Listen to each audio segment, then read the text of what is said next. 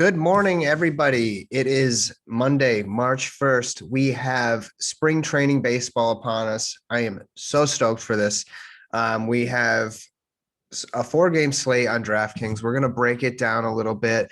We do have some lineups available for this slate. If you're new, my name is Tim Williams. I play daily DFS. MLB is my favorite sport to play, and I'm very excited for this season. I haven't done a lot of spring training games in the past, so I do look forward to breaking down these games with you. I will be doing content every day. And like I said, this is spring training. We don't really have tons of information. These games are going to be kind of in and out. Guys are only going to get 1 or 2 innings. Guys are only going to hit 1 or 2 at bats. So these at bats are kind of crucial. I think the rules are going to be a little bit more relaxed for this year's spring training. They did say games may be shortened 5 to 7 innings. Not that it's going to matter a whole lot. I mean, we're probably rostering some pitchers that are only going to pitch an inning or two. And then hitting wise, they're only going to get, 1 or 2 at bats, at least this early on. I will say that we're going to look at these lineups and we're going to try to get a little bit different. Yesterday's field, if you pick a pitcher that you love and they get shelled, do you want to be on that side of the game, or do you want to try to go a little bit different, get a little contrarian? So we'll take a look at that. And we do have some exciting games here for today's slate. We'll build a lineup as well, but starting out, we have Houston versus Washington. We have Nivaldo Rodriguez pitching against Austin Vaugh. Rodriguez against the Nats. Pull up the lineups here. Rodriguez against the Nats, not a lot of experience, actually has never faced any of these guys before, but I will say we do have some veterans out there. Josh Harrison, Ryan Zimmerman. Also maybe a guy I might take a look at here is Carter Cuboom. He is a prospect who is fighting for a job. A lot of these young guys are going to be fighting for jobs, so it might be worth taking a look at these younger players who might have a little more incentive to get that extra hit or hustle to get that extra base, because they are fighting for a spot on the roster, as opposed to veterans who already have, their job locked down. Not to say that they aren't trying, but they might play a little bit less. So I do like Harrison, Zimmerman, but I do like Cuboom a lot, just because of his potential. He's hitting 5th. Tomas has a lot of home run power. And then moving on to the other side, Austin Voth, not a lot of experience against these Astros hitters. A lot of veterans here you might recognize. Steven Souza Jr. has a lot of home run potential. He, the only guy that has some experience against Voth would be Maldonado. He is 0 for 2 with 1 strikeout, but that is a small sample size. It's tough looking at these statistics and immediately you think, oh, he's 0 for 2. He struck out like garbage. I don't want anything to do with him. But to me, it tells me that Maldonado actually does have experience. He has seen him in the past. I do like that, regardless if he's 0 for 2. We also don't know the situation of that particular game. Was the weather bad? Was there a lot of wind? A lot of things that we don't really think about on the surface of those small statistics. So I do like Maldonado a lot here. So let's just keep that in mind, and then we'll move on to the next game. Boston versus Atlanta. That should be a fun one. I am excited to watch that one. It is Garrett Richards' debut. I'm super happy for him. I'm happy for the Red Sox for signing him. I think the Red Sox might be a little underlooked this year, and I think Richards might be in line for a good season. So I do like him a lot. The only guy, I believe, in this roster that he is facing. He does have a little experience against Jake Lamb. Actually, Jake Lamb is 1 for 5 against him, with 2 walks and 2 strikeouts. So take that for what it is. But they've faced each other in the National League. So he might be a guy you want to roster with his experience there. And you have Albies and Acuna, who will probably be popular on the slate, to be honest. Maybe Garrett Richards is a little nervous going into this game. It is his debut. Maybe he's gripping the ball a little bit tighter than he normally would. We don't know. So this top of the order might be worth looking at here. Obviously, a lot of potential with these young guys who are still just having fun out there. So that's a possibility. On the other side, you have Hugh Oscar, a sweet name. And he is facing the Red Sox. I don't think there's a whole lot of experience here on this side, but the Red Sox do have some young guys and some veterans, some fighting for jobs. Christian Arroyo, former top prospect. He's hitting at the top of the order. Marwin, you got Martinez, Bobby Dahlbeck, Chavis, et cetera, et cetera. There's not a whole lot to love here for me personally, but again, it is spring training, like anything goes. And honestly, Martinez, Gonzalez might be the go-to here, but we'll see what these other games bring. Detroit Yankees. We do not have a lineup here yet, but that is fine. This game is exciting because you have Garrett Cole pitching and you have the debut of Jameson Taillon. I do like Jameson a lot. I'm super happy for him to go to a contender. And I think I really root for this kid a lot. That being said, with Jameson and Cole, probably 2 high-owned guys. I think majority of the field are going to be playing those guys. And just because they're playing Detroit and Detroit kind of stinks, it is spring training. Guys are just getting their feet wet. This is the second game for the Yankees. So take that with a grain of salt when you're building your lineups and think about that. Do I want to go with Cole? Or if he gets lit up in 1 inning, then your lineup's kind of dead. And let's say you're playing Detroit just to get contrarian. No one's really rostering Detroit because maybe they had a bad record last year. Who knows?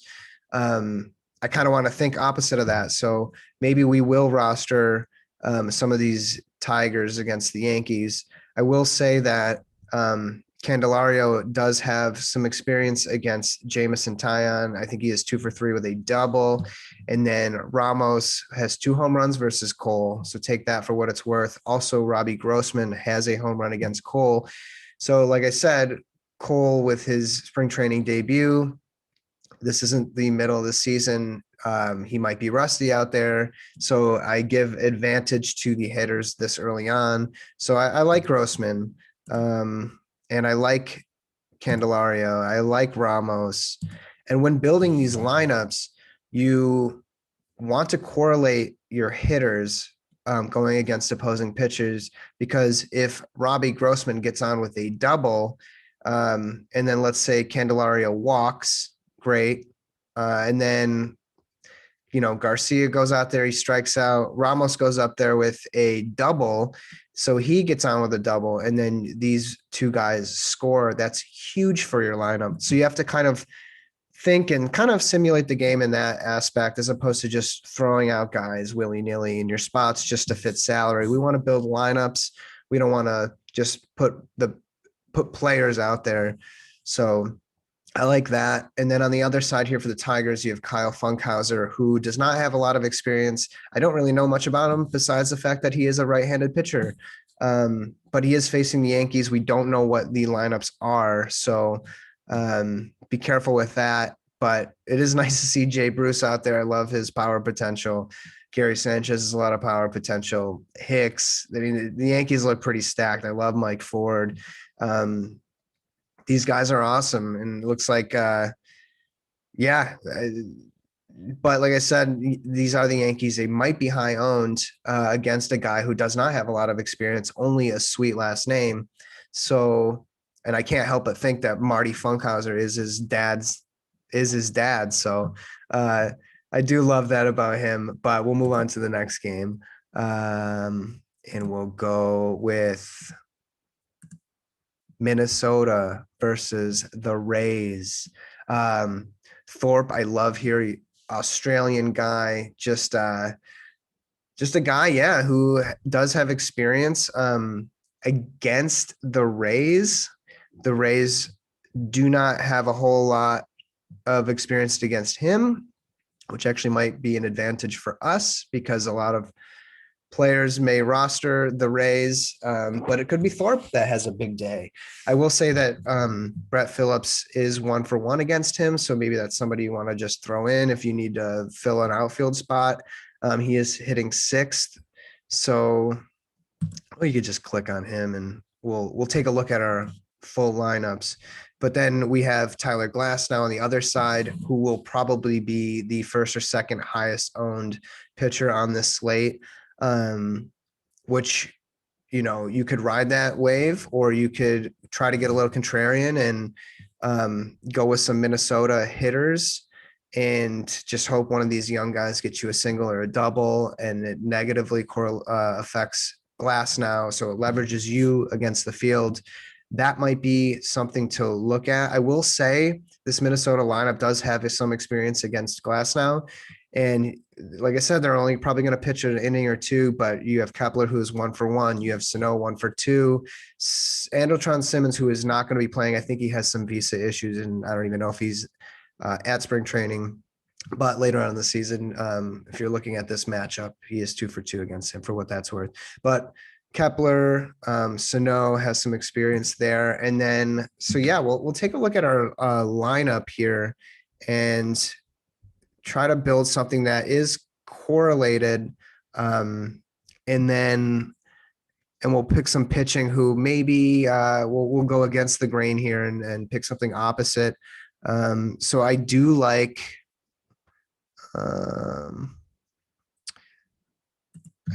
Lamb here.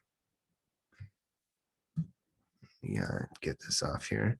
So I do like Lamb, and actually we'll take a look at that Atlanta lineup, and we'll just, let's say Richards goes out there and he struggles in his debut. So I do like Acuna, and I do like Albies there. That is nice. I like that. So what do we got here? Lamb, Albies. We have Acuna in there, all correlated together. And then we have some Detroit guys who were kind of going opposite of Cole and Tyon. And like I said, those guys could throw, 1, 2, 3 innings. Not the end of the world. And then, but on the opposite side of that, if they struggle, you look awesome and you may win this contest. So, and the point of this is just to have fun and learn. This is spring training, so literally anything goes. They could cancel the game halfway through. We don't even know. But we'll see. We do know that the weather's probably good. I mean, look where I'm at. I'm at the beach with my beanie on. So shortstop wise, let's take a look. What do we want? Okay, so we mentioned Cuboom. I like him a lot. Sure, why not? Got something to prove. And then we gotta have pick 2 pitchers here. So maybe we want to go with let's go with Vaugh. And the key is we don't really have any Houston guys in our lineup. Because that would negative correlate with Vaugh here. And then just to have fun with it, let's go with Thorpe. Let's go opposite of what I think people are going to do and go against the Rays and Tyler Glass now. Again, this is just fun. We are learning. We are experimenting. So we'll build this lineup together, and I kind of like it, and we're going to go with it. Again, there's no salary cap restriction on today's slate. I don't know if this is going to be like this for the entire spring training or not, but so we don't have to worry about that. And we'll just update that entry there. Love it. Again, my name is Tim Williams. We're going to break down MLB all season long, and we're going to be taking our shot at spring training. So if you have any questions or comments, please comment below. And again, we're going to have fun and hopefully win together. And if you like this video, subscribe. And if you have any suggestions, please let me know. And with that said, enjoy spring training, enjoy your Monday, and I hope you have a great day.